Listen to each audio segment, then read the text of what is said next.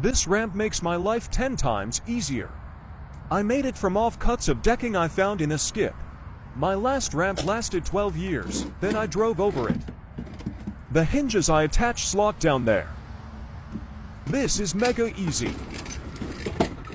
Maybe with 2 hands, though haha. My roller doesn't get damaged. I take my time. This video will help you save your back and legs. That's how easy it is. Fits nicely in there. The end.